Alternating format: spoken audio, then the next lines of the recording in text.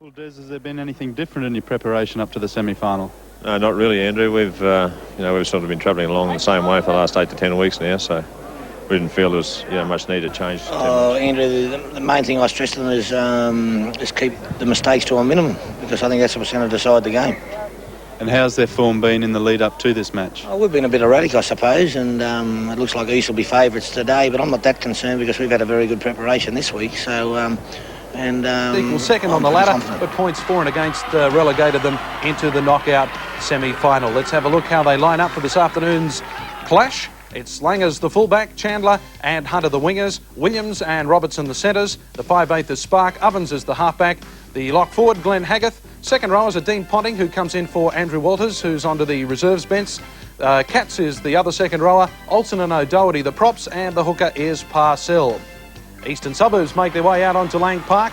Of course, they made the semi-finals with a late burst in the season, and of course a win over Western Suburbs in our telecast match last week. Here's how they line up against the Jets this afternoon. The fullback is Hastings, McDonald and Cowell are the wingers, Cook and Dowden in the centres, Anderson is the 5'8", Muir the halfback, Alan Bell comes into the lock forward position in place of Darren Smith, who of course has that broken jaw. Second rows are Staines and Patterson, Lusk and McIntyre the props, and Dave Eckert is the hooker. And referee Tim Mander starts the knockout semi-final of the Winfield Cup. A match between East and Ipswich have possession just outside their own 22. Well, Mick, we saw a thriller in reserve grade, a 20-all draw in the knockout semi-final between East and Ipswich. If the excitement in this match is as much as it was in that, we're in for a real cliffhanger. Well, we certainly are. I've looked at these two teams. I think East have the advantage in the pack, although Ipswich will never lie down or lay down. And yet, you look at the half-back of the 5'8" from both sides, and it'll be very interesting to see what goes on there too. 2 metres out from the line. Staines goes to dummy half. Who wants it? Muir, Anderson, Cook. Hastings gets his pass away to Dowden, to Mark McDonald, and East have done it. They've cracked Ipswich the first time they've got near the try line. And the leading try scorer in the Brisbane competition, Mark McDonald's in to score. East lead 4 points to 0. And he'll be tackled only about 8 metres out. Anderson over to Lusk, a little stab kick. Here comes Cook, and that's a try. They've done it again, East.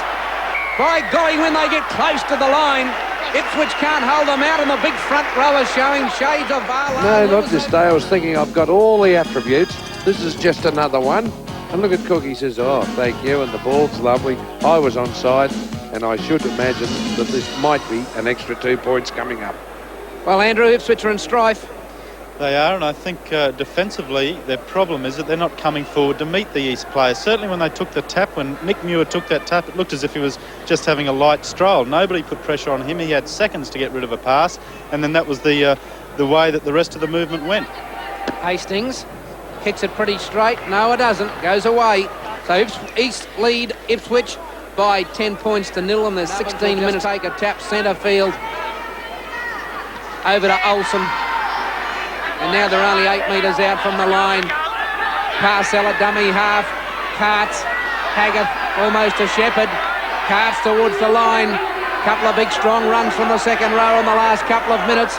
Parcell well picked up by Spark. He's got it away to Robertson. It's a try. Ipswich are in.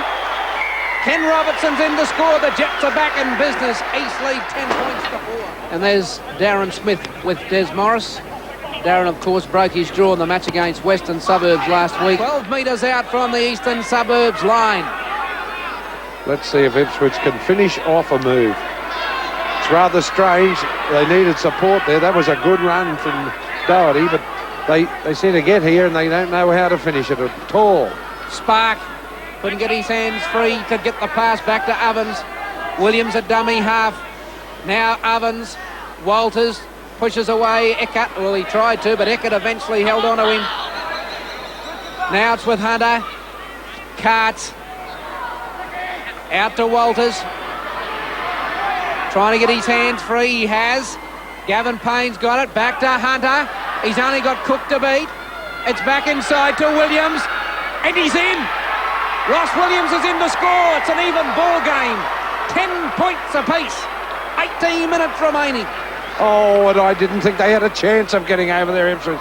I was about to make the comment. Straight. Here we go. Last tackle coming up. And Ipswich are controlling the ball. Ovens for a field goal. It's over. Ipswich hit the front. Pointed out, Alan, was that they won against the head all afternoon, Ipswich. Tremendous, real good pushes. Best players, O'Doherty, Ovens, Robinson and Williams. And for East, I thought that Hastings was terrific. McIntyre marvellous. And all in all, a real tough final. And O'Doherty is still going at the end. There's 3 seconds remaining. There won't be time to play the ball. That's full time. Ipswich keep going. They've won the knockout semi-final. East bow out.